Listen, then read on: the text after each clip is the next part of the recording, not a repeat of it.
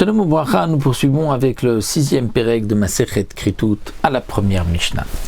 La Mishnah va nous parler ici, dans ce Pérec-là, du Hacham Taloui. Donc nous avons vu que le Hacham Taloui, c'est lorsque nous avons un doute, est-ce qu'on a mangé un morceau de graisse ou pas? Il y avait devant nous deux morceaux, un morceau de graisse et un morceau de chouman, de graisse permise. On a mangé un des deux, on ne sait pas lequel des deux, mais est-ce qu'on doit amener un korban khatat ou pas? Eh bien non, on amènera un korban hacham taloui, c'est-à-dire un hacham taloui qui suspend les souffrances que normalement un homme doit recevoir lorsqu'il transgresse un commandement de la Torah, d'avoir mangé de la graisse interdite. Donc il n'aura pas de souffrance grâce à ce korban hacham taloui, mais une fois qu'il va apprendre, qu'on va lui dire, peut-être qu'on ne lui dira jamais, mais si on lui dit, tu sais, le morceau que tu as mangé, c'était chelev, donc tu dois amener un korban khatat, il amènera le korban khatat. La Mishnah nous dit ici, Hamevi hacham taloui, celui qui amène son hacham taloui, c'est-à-dire qu'il a désigné son korban, il a sanctifié son korban, il a été magdish son korban, et nodalo shelo khata. Et ensuite, on vient lui dire, tu sais, tu n'as pas fauté. Ce que tu as mangé, c'était du chouman. On reconnaît le morceau qui reste, c'est le chelev, donc tu n'as pas fauté. Alors, Imachelo Nishrat, Yetseveire Baeder, Rabbi Meir dit, puisque si, on va dire, le korban n'a pas été encore égorgé, c'est vrai qu'on l'a sanctifié, mais comme il n'a pas été égorgé, alors on le sortira et il pourra les paître dans les champs, c'est-à-dire avec le reste de son bétail, comme Chulin Gmurim, comme quelque chose de profane. Pourquoi dit le Barthénora? Parce que Rabbi Meir pense qu'étant donné qu'il n'en a pas besoin, donc il n'a pas sanctifié. Tout ce qu'il a sanctifié, c'est parce qu'il en avait besoin. S'il n'en a pas besoin, donc il s'avère que c'était une erreur. Ekdesh betaout, ce n'est pas kadosh. Donc tu peux prendre la bête et faire ce que tu veux avec, dit Rabbi Meir. Chachamim omrim non. Ireachistaev.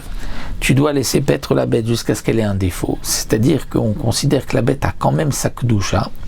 Veimacher, ensuite tu vendras la bête. Veipelu damav lindava. Et l'argent que tu récupéreras te servira pour acheter un autre korban nedava tzibour. Donc une nedava, le tzibour, c'est-à-dire un korban ola, lorsque il n'y a pas de korbanot, on amène des novat tzibour sur le mizbeach. Donc pour les chachamim, ils pensent que même si tu n'avais pas besoin de korban, c'est pas que la kedusha disparaît, on va dire qu'il y a un doute. Pourquoi? Parce que pour les chachamim, lorsque quelqu'un a sanctifié son korban, c'est parce que Hacham Taloui, c'est parce qu'il a peur d'avoir fauté. Et donc il se dit, je vais maintenant amener une bête, même si j'ai pas fauté, ça sera un korban.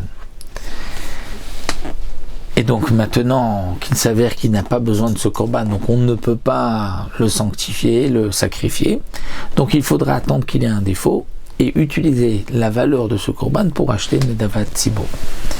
Rabbi Eliezer Omer Yikraf. Rabbi Eliezer dit, mieux encore, on pourra sacrifier ce korban en tant que Hacham Taloui. Ah, pourtant on sait qu'il n'a pas fauté. C'est pas grave. S'il ne vient pas pour cette faute-là, il vient pour une autre faute.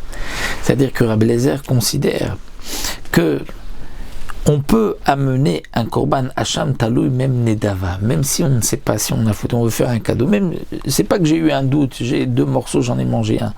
Même si quelqu'un se dit, mais peut-être que j'ai fauté, il a ça des craintes, peut-être qu'il peut amener un korban hacham taloui d'après Rabbi Eliezer. Donc, si ce korban-là, tu n'en as pas besoin, c'est pas grave, tu peux quand même le sacrifier en tant qu'hacham taloui.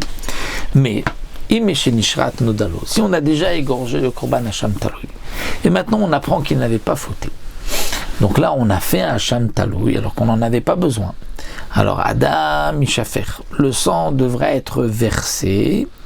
Le sang devrait être versé, c'est-à-dire on va jeter ce sang-là vers Bassar, Yetzel et Bet Asrefa. Et la viande de ce korban doit être brûlée dans le Bet Asrefa comme tout korban pasoul. Pourquoi? Parce que c'est aussi comme Chulin Shinishretu Bazara, c'est-à-dire que c'est un korban, dit le Barthénora, donc c'est une bête profane qui a été égorgée dans la Hazara. C'est vrai que normalement on devrait l'enterrer, comme nous l'avons vu dans Tumura, mais malgré tout, ça c'est comme un korban pasoul, donc on va le brûler. Le sang, on va le verser dans cette petite rigole qui traversait le Beth Amikdash, dans la Hama, et on va donc ensuite brûler tout le korban. Maintenant, dans le cas où Nizrak Adam, c'est-à-dire qu'on avait égorgé la bête, aspergé le sang, et ce n'est qu'ensuite qu'on a su que cet homme-là n'avait pas fauté, la abassar yachel, la viande sera mangée. Pourquoi? Parce qu'étant donné que, dit le Barthénora, au moment de la zrika, qui est le moment du pardon, étant donné qu'à ce moment-là, il ne savait pas s'il avait fauté ou pas, donc le korban a été amené pour le but. Le but de ce korban a été réalisé, c'est d'avoir une kapara par la zrika. Donc la kapara, c'est de son doute, du doute qu'il avait. Donc puisqu'au moment où on a aspergé le sang, il y avait un doute, donc maintenant on pourra manger la viande de ce korban comme si le korban était caché. Rabbi Yossé Omer, Afilu Adam Bakos Izarek Basar Yoachel. Rabbi Yossé dit, même si on a appris que cet homme-là n'a pas fauté, au moment où le sang était dans le verre, c'est-à-dire que on avait aspergé la bête, on avait égorgé la bête, on avait récupéré le sang, et on devait asperger le sang de la bête. Et là, on a appris, avant d'asperger, avant de jeter le sang, on a appris que cet homme-là n'avait pas fauté. Rabbi Yossé dit, tu peux prendre le sang et le jeter. Pourquoi?